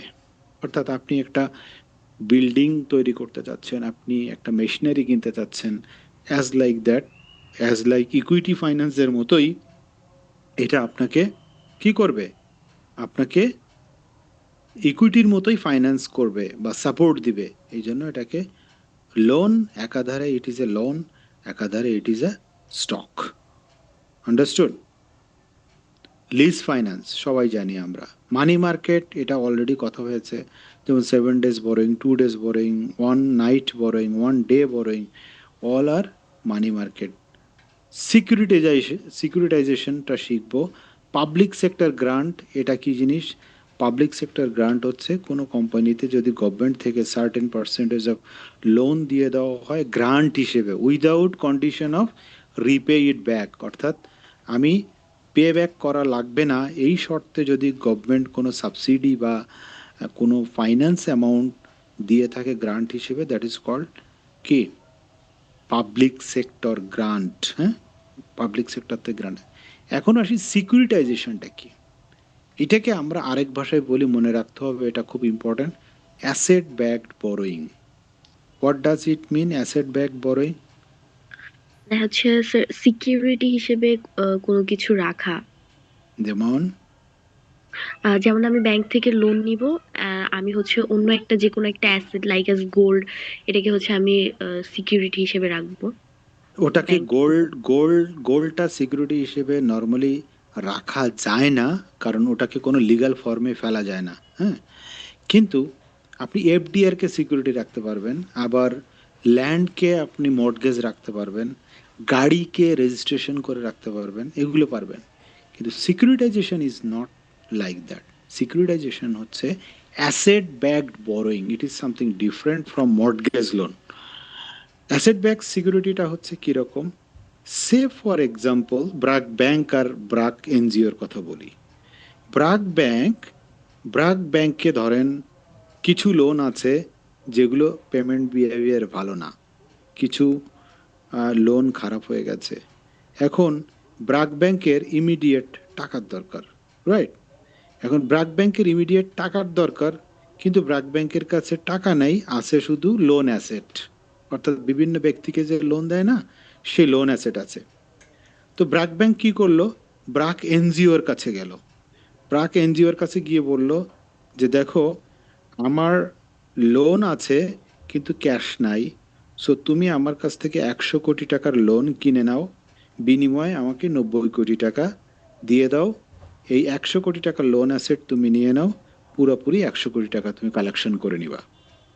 অর্থাৎ ব্রাক ব্যাংকের যে লোনটা অ্যাসেট আকারে ছিল, সেই লোনটাকে, অর্থাৎ তার যে অ্যাসেটটাকে সে অন্য প্রতিষ্ঠানে দিয়ে ওই অ্যাসেটের এগেনস্টে, অ্যাসেটকে সিকিউরিটি রেখে সে পুরা বাউন্স ধরে কি করলো? ফাইন্যান্সিং করে ফেললো।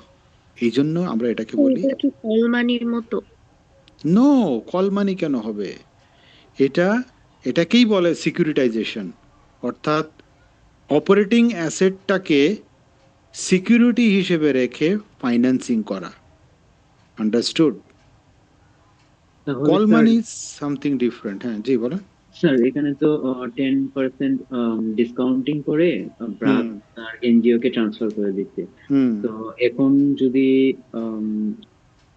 সেক্ষেত্রে ব্যাংকের তো দায়টা চলে গেছে নাকি দায় ব্যাংকের এখনো রয়ে গেছে? অ্যাসেটটা চলে গেছে। জি স্যার, ব্যাংকের অ্যাসেটটা কার কাছে চলে গেছে? এনজিওর কাছে। NGO হুম হুম। এখন কি স্যার ওই ব্যাংকের কি আর কোনো দায় রয়ে গেছে স্যার? না, এগ্রিমেন্ট হয়ে গেছে দুইজনের মধ্যে, ব্যাংকের তো কোনো দায় রইল না। ব্যাংক পুরো অ্যাসেটের যে ওনারশিপ, এই ওনারশিপটাই দিয়ে দিয়েছে কাকে? ওনারশিপটা দিয়ে দিয়েছে এনজিওর কাছে। ওকে, তাহলে তো সেটা আর বড়োইং হলো না, আমি তো এটা এক এক প্রকারের সেল করে দিয়েছি আমার তাই অ্যাসেট থেকে, আমি সেল এটাও করে তো দিয়েছি। এই এই যে বরোইং এর কথা বলছেন না, এই জন্য তো এটাকে বলা হচ্ছে অ্যাসেট ব্যাকড বরোইং। মানে কি? অর্থাৎ বড় করা শব্দের অর্থ কি? মানে টাকা নেওয়া, তাই তো? এখন এইখানে এগ্রিমেন্টের উপর ডিপেন্ড করবে। সে ও এনজিও যখন ওকে 90 কোটি টাকা দিয়ে দিচ্ছে, বিনিময়ে নিচ্ছে কি 100 কোটি টাকা। 100 কোটি টাকার কি? Loan asset. বুঝেন? 100 কোটি টাকার লোন অ্যাসেট। তাহলে ব্যাংক আর এনজিওর মধ্যে যে চুক্তি, এই চুক্তির মধ্যে বলা আছে যে ব্রাক ব্যাংকের 100 কোটি টাকা ব্রাক এনজিওর কাছে সিকিউরিটি হিসেবে থাকবে, এবং এই টাকা থেকে যত কালেকশন হবে কার কাছে যাবে? এনজিওর কাছে। ঠিক তো? এনজিওর কাছে। এখন ওখানে একটা ক্লজ হয়তো থাকলো, আফটার 10 ইয়ার্স, খেয়াল করেন, আফটার 10 ইয়ার্স যদি কোনো টাকা রিমেইনিং রয়ে যায় uncollected, that will be compensated by BRAC bank. কি করবেন তখন? অর্থাৎ এটা কিন্তু দুইটা অর্গানাইজেশনের মধ্যকার এগ্রিমেন্টের মধ্যে ডিপেন্ড করতেছে। হ্যাঁ, এটা one kind of sale, asset sale, কিন্তু যেহেতু এটা লোন অ্যাসেট, এটা তো সরাসরি সেল করা যায় না, এটা তো থার্ড পার্টি ক্লেম, এটার তো ওনারশিপ নাই, সেল করার কোনো রাইট নাই। সেল হয় কোন জিনিস? সেল হয় সেই জিনিস যার ওনারশিপ আমার কাছে আছে। কিছু বুঝছেন? জি স্যার। আর এখানে আরেকটা বিষয় হলো ব্রাক ব্যাংক আর ব্রাক এনজিও দুইটাই রিলেভেন্ট কোম্পানি বা অর্গানাইজেশন। তো এটা কি অন্য একটা কোম্পানির সাথে হতে পারে? বা অন্য অবশ্যই কোনো হতে পারে, অবশ্যই হতে পারে। I am just giving example যে একটা এনজিও আর একটা মানে ব্যাংক হতে পারে, আবার ইভেন ব্যাংক টু ব্যাংকও হতে পারে, গুড ব্যাংক ব্যাড ব্যাংকের মধ্যে হতে পারে। বুঝতে বোঝা পেরেছি। গেছে? Yes, sir. ওকে, সো আমরা কি শিখলাম? পাবলিক সবই শিখলাম, পাবলিক সেক্টর গ্রান্ট। এই চ্যাপ্টারটা আমরা আজকে একটু শেষ করি, তারপর একটা ব্রেক নিব। যা সোর্স অফ ডেট ফাইন্যান্স শিখেছি, ওভারড্রাফট শিখলাম, ডেট ফ্যাক্টরিং শিখলাম। আচ্ছা,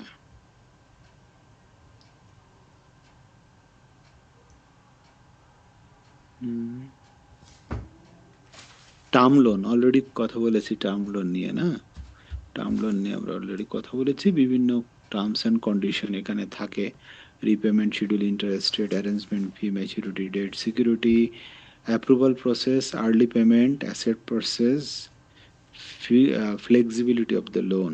এটা তো আপনারা terms and condition. Loan stock, lease finance already শিখেছি।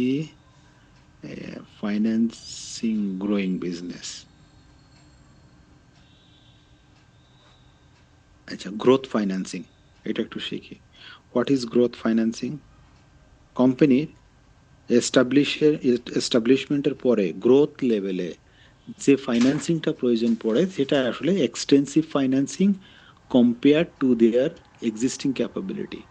অর্থাৎ এক্সিস্টিং ক্যাপাবিলিটি থেকেও বেশি পরিমাণ ফাইন্যান্সিং প্রয়োজন পড়ে। অর্থাৎ প্রত্যেকটা কোম্পানির বড় করার একটা ক্যাপাসিটি থাকে based on their asset backed বা অ্যাসেট কোয়ালিটি বা অ্যাসেট লেভেল। বাট গ্রোয়িং বিজনেসের ক্ষেত্রে যে লেন্ডিংগুলো হয় বা যে বরোয়িংগুলো হয়, it does not support with the corresponding existing asset of the company. In that case peculiar বা এক্সেপশনাল কিছু পরিমাণ ফাইন্যান্সিং এর দরকার হয়। তার মধ্যে একটা আছে venture capital, business angels, AIMS, alternative investment market. দেখি আমরা কি জিনিস। যেমন venture capital, what does it mean? Venture capital আমরা এটাকে বলছি স্মল, আর্লি স্টেজ, এমার্জিং এবং private equity type of investment. অর্থাৎ যদি কোনো ফরেন কান্ট্রি, বড় বড় ডেভেলপিং কান্ট্রিতে দেখেন পার্টিকুলার ভেঞ্চার যদি খুব প্রফিটেবল, প্রমিজিং বা গ্রেট ফিউচার আছে এরকম কোম্পানি হয়ে থাকে, তাহলে ওই সমস্ত কোম্পানিতে আপনার ইনভেস্টমেন্ট করার জন্য হাই নেটওয়ার্থ পিপলরা সবসময় রেডি থাকে। যে একটা ইউনিক আইডিয়া এসেছে, এই বিজনেসটা গ্রোথ দরকার, সো আমরা ৩-৪ বছরের জন্য এখানে বড় ধরনের ফাইন্যান্স করব, কোম্পানিটাকে গ্রোথ করব, অ্যান্ড আলটিমেটলি আমরা ওখান থেকে একটা গেইন নিয়ে বেরিয়ে আসব। That is called venture capital. আর বিজনেস অ্যাঞ্জেলস কি? যখন বিজনেসগুলা ছোট থাকে, স্টার্ট আপ কোম্পানি থাকে, তখন বিজনেসগুলো গ্রোথের জন্য খুব স্ট্রাগল করে, কারণ কেউ তাদেরকে ইনভেস্টমেন্ট করতে চায় না। তখন দে বিকাম ফ্রাস্ট্রেটেড, অ্যান্ড ওই মুহূর্তে যদি হাই নেটওয়ার্থ কোনো পিপল বড় ধরনের ইনভেস্টমেন্ট করে, অর্থাৎ all on a sudden with a good luck business ডেভেলপমেন্টের জন্য ইন্ডিপেন্ডেন্ট কোনো ইন্ডিভিজুয়াল যদি ইনভেস্ট করে, তাহলে ওই নিউ বিজনেসের জন্য এটা একটা অ্যাঞ্জেল ইনভেস্টরদের মতো। অ্যাঞ্জেল মানে শব্দের অর্থ হচ্ছে স্বর্গীয় দূত বা আল্লাহর দূতের মতো। সো ওই নতুন বিজনেসের ক্ষেত্রে কিন্তু ইট ইট সিমস লাইক মানে সৃষ্টিকর্তা আমাকে একটা অ্যাঞ্জেল পাঠিয়েছে ফর মাই বিজনেস গ্রোথ। এই জন্য এদেরকে বলা হয় business angels. They normally become fresher new ইনভেস্টমেন্টের ক্ষেত্রে এটা প্রযোজ্য হয়। All are at growing stage of the business. Understood? আচ্ছা, তাহলে ভেঞ্চার ক্যাপিটালিস্ট কারা? ভেঞ্চার ক্যাপিটালিস্ট হচ্ছে, এখানে আমরা বলছিলাম যে ভেঞ্চার ক্যাপিটালিস্ট হচ্ছে যারা ভেঞ্চার ক্যাপিটালে ইনভেস্ট করে, they are the venture capitalist. Angel investors কারা? যারা এই ধরনের মানে অল অন এ সাডেন কোনো বিজনেসের ক্ষেত্রে হঠাৎ করে ফাইন্যান্সিয়াল সাপোর্ট দেয়, they all are the angel investors. ঠিক আছে? আরেকটা ছিল এইমস, অল্টারনেটিভ ইনভেস্টমেন্ট মার্কেট। এইমসটা হচ্ছে নর্মালি স্টক এক্সচেঞ্জগুলোর একটা ডিফারেন্ট প্ল্যাটফর্ম। কি বললাম? স্টক মার্কেটের একটা ডিফারেন্ট প্ল্যাটফর্ম, যেখানে ছোট ছোট প্রতিষ্ঠানে ইনভেস্ট করার জন্য অনেক ইনভেস্টার্স ইন্টারেস্টেড থাকে। তখন শেয়ার মার্কেট বা হচ্ছে ক্যাপিটাল মার্কেটগুলো একটা অল্টারনেটিভ মার্কেট ফিল্ড তৈরি করে, যেখানে আপনি চাইলে ইনভেস্ট করতে পারেন। যেমন বাংলাদেশে এসএমই মার্কেট নামে একটা অল্টারনেটিভ ইনভেস্টমেন্ট মার্কেট ক্রিয়েট করেছে Dhaka stock exchange, Chittagong stock exchange. কিন্তু দুঃখের বিষয় 5ই আগস্টের পরে এসে কোনো ধরনের কোনো অল্টারনেটিভ ইনভেস্টমেন্ট মার্কেটে ট্রেড হয় নাই বা এসএমই মার্কেটে ট্রেড হয় নাই। যেমন আমার জীবদ্দশায় আমি এসএমই মার্কেটে ইনভেস্টমেন্ট করে অনেক টাকা ইনকাম করেছি। মানে এক একটা এসএমই ইনভেস্টমেন্টে শেয়ার পেলে 3 লাখ, 4 লাখ, 5 লাখ, 6 লাখ টাকা করে প্রফিট করা যায়, মানে করতে পারতাম বিফোর আগস্ট। বাট নাও এটা তো অ্যাবসলিউটলি বন্ধ আছে। তো এই এই জায়গাগুলোতে কিন্তু বাংলাদেশের মার্কেটে অপরচুনিটি আছে। যারা হচ্ছে আপনার ইনভেস্টমেন্ট করতে চান, দে ক্যান মানে এটাকে আপনার ডিগ ডাউন করতে পারেন। যদিও নতুন গভর্নমেন্ট আসলে হয়তো মার্কেটে ইয়া করবে। আচ্ছা, লন্ডনে এইমস বলছে কি, লন্ডন স্টক এক্সচেঞ্জে এটার একটা অল্টারনেটিভ ইনভেস্টমেন্ট মার্কেট রয়েছে, helps smaller companies access capital from the public market, যেটা আমি বললাম যে এসএমই, স্মল অ্যান্ড মিডিয়াম এন্টারপ্রাইজের ক্ষেত্রে। AIMS allows this company to raise capital by listing on the public exchange with the much greater regulatory flexibility than the main stock market. অর্থাৎ বড় কোম্পানিগুলোতে যত ধরনের মানে কমপ্লায়েন্স রিকোয়ারমেন্ট আছে, এইমসে সেটা দরকার হয় না, বা স্মল অ্যান্ড মিডিয়াম এন্টারপ্রাইজের ক্ষেত্রে সেটা দরকার হয় না। এই জন্য আমরা এটাকে বলছি কি অল্টারনেটিভ ইনভেস্টমেন্ট মার্কেট। ঠিক আছে? এক্সপোর্ট ফাইন্যান্সিং, এটা আপনারা সবাই জানেন। Export import financing is a very very important part. তার মধ্যে অন্যতম ইম্পর্টেন্ট পার্ট হচ্ছে LC, bill of exchange, export credit insurance. এই জায়গাগুলোতে আপনার সব কিছু, এক্সপোর্ট মার্কেটে যেমন physical risk, credit risk, trade risk, liquidity risk, exchange gain loss, এগুলো রয়েছে। আমরা এগুলো আলাপ করব আফটার ব্রেক। আমরা শর্টলি দেখি বিল অফ এক্সচেঞ্জ। আমরা দেখি একটা কান্ট্রির সাথে আরেকটা কান্ট্রির ট্রেডের সময় বিল পেমেন্টের যে commitment, that is also bill of letter of credit. Letter of credit ইম্পোর্টারের পক্ষে ব্যাংকগুলো যখন সার্টেন গ্যারান্টি দিয়ে থাকে সেগুলোকে আমরা লেটার অফ ক্রেডিট বলি, বা letter of credit on favour of importer to the exporter's bank, এটা আমরা দেখব। এবং এক্সপোর্ট ক্রেডিট ইন্স্যুরেন্স কি, যখন মাল মানে সাপ্লাই দেওয়া হয় যাতে পথে মধ্যে কোনো ধরনের কোনো প্রবলেম না হয়, তখন এক্সপোর্ট ক্রেডিট ইন্স্যুরেন্স হয়। কিন্তু export credit insurance can be on delivered product and also it can be on কি পেমেন্ট গ্যারান্টি, অর্থাৎ ইম্পোর্টার আদৌ ওই টাকা পেমেন্ট করবে কি না সেটার একটা গ্যারান্টিও থাকতে পারে। সো এটা একটু দেখতে থাকেন আপনারা যে এক্সপোর্ট বা এলসিতে পুরা প্রসেসটা কি হয়। কারণ এক্সপোর্ট বা ইম্পোর্ট মার্কেটিং ছাড়া, এক্সপোর্ট ইম্পোর্ট ফাইন্যান্সিং স্ট্র্যাটেজি ছাড়া প্র্যাকটিক্যাল লাইফে কেউ chartered accountant, good chartered accountant হতে পারবেন না, কারণ এটা আপনাদের ম্যান্ডেটরি চাকরির ক্ষেত্রে। সো এটা নিয়ে আমরা একটু ডিটেইল আরো 10 মিনিট আলাপ করবো after break. Green financing, green bond এবং green finance institute. Green finance হচ্ছে বর্তমান ওয়ার্ল্ডে সার্ভাইভালের প্রশ্নের ক্ষেত্রে আমরা যখন বলছি টোটাল ওয়ার্ল্ডটাকে সার্ভাইভ করা দরকার, in that case all are required to invest in the green financing with a certainty that there will be no carbon emission, no global warming, and like this. So this is the precondition of financing and ensure the green financing. যেমন nowadays it is called, আমরা গতকাল আইএফসির সাথে আমি অনেকগুলো কাজ করছি, সেখানে আমরা গ্রিন হাউজিং নিয়ে কাজ করছি। অর্থাৎ আমরা যাদেরকে হাউজিংয়ে ফাইন্যান্স করব, they will ensure that their housing is green housing, whether it is apartment or individual house. Then green বন্ডটা কি, গ্রিন হাউস বা green type of business run করে এমন কোনো প্রতিষ্ঠান যদি গ্রিন বন্ড ইস্যু করে, অর্থাৎ এই বন্ডের টাকাটা নিয়ে গ্রিন ফাইন্যান্সিং করা হবে, তাহলে সেটাকে গ্রিন বন্ড নাম দেওয়া যায় with the permission of regulator. আর গ্রিন ফাইন্যান্স ইনস্টিটিউট কি, ওয়ার্ল্ডটাকে গ্রিন রাখার জন্য যে সমস্ত foreign donor agency and investment company বা সরকার, যেমন world bank, JICA, Japan international corporation agency, GFI London, ADB, এরা এই সমস্ত গ্রিন ফাইন্যান্সে ইনভেস্ট করে থাকে। এই জন্য এদেরকে বলা হয় গ্রিন ফাইন্যান্স ইনস্টিটিউট, মনে থাকবে। সো আমরা আফটার ব্রেক এক্সপোর্ট ফাইন্যান্সিংয়ের এই দুইটা স্লাইড ডিটেইলস কথা বলবো, শিখবো, অনেকগুলো এক্সাম্পল কোশ্চেনও শিখবো। So have a break now, I am in office, will go back to my home and again will start your class. So I think 9:20 we can attend. Is it okay? কি ঠিক আছে? Okay, sir. G sir. Okay. Have a break, হ্যাঁ? Okay sir.